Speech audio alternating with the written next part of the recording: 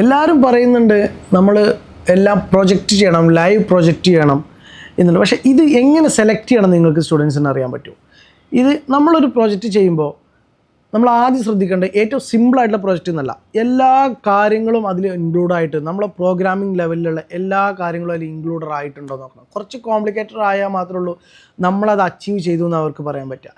എന്തായാലും അതിൽ ഡിഫിക്കൽട്ടി എന്നാണ് നമ്മളോട് ചോദിക്കുക. ഒരു ഇൻ്റർവ്യൂവിന് ചെല്ലുന്ന സമയത്ത് നിങ്ങൾ ഈ പ്രൊജക്റ്റ് ചെയ്യുന്ന സമയത്ത് നിങ്ങൾക്ക് എന്ത് ഡിഫിക്കൽട്ടിയാണ് വന്നത്. അപ്പോൾ നമുക്കിതിന് ആക്ച്വലി ഡിഫിക്കൽട്ടി വരാൻ വേണ്ടി ചെയ്യാൻ എന്നല്ല ഉദ്ദേശിക്കുന്നത്. നമുക്ക് അത്യാവശ്യം ഒരു വലിയ പ്രോജക്റ്റാണ് ചെയ്യുന്നതെന്നുണ്ടെങ്കിൽ ഒരുപാട് ചലഞ്ചസ് വരും. അപ്പോൾ ആ ചലഞ്ചസ് ഓരോന്ന് നമ്മൾ സോൾവ് ചെയ്ത് പോകുമ്പോഴാണ് നമുക്ക് ഇൻബിൽഡായിട്ട് നമ്മൾ ഉള്ളിൽ തന്നെ ഒരു ഡെവലപ്പർ ഉരുത്തിരിഞ്ഞ് വരിക. അപ്പോൾ നമുക്ക് നല്ലൊരു പ്രൊജക്റ്റ് ആണെന്നുണ്ടെങ്കിൽ, നല്ലൊരു പ്രൊജക്റ്റ് ചെയ്ത് കഴിഞ്ഞാൽ നമ്മൾ ഇൻ്റർവ്യൂവിന് പോകുന്ന സമയത്ത് അവർ ചോദിക്കും, ഈ പ്രൊജക്റ്റിനെ കുറിച്ചുള്ള ഡീറ്റെയിൽസ് കംപ്ലീറ്റ് ചോദിക്കുക.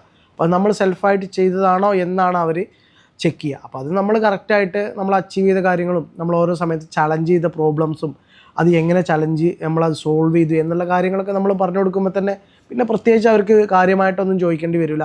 ഈ പ്രോജക്റ്റൊക്കെ ചെയ്യാൻ വയ്ക്കുന്ന ഒരു കുട്ടിയാണെങ്കിൽ ഇതൊക്കെ ചെയ്യാൻ പറ്റുന്ന ഒരു ഫ്രഷർ ഡെവലപ്പറാണ് എന്നുണ്ടെങ്കിൽ അവർ ഹയർ ചെയ്യും. അങ്ങനെയാണ് സാധാരണ നോർമൽ കേസിൽ അറിയാതെ ഹയർ ചെയ്യാറുള്ളത്.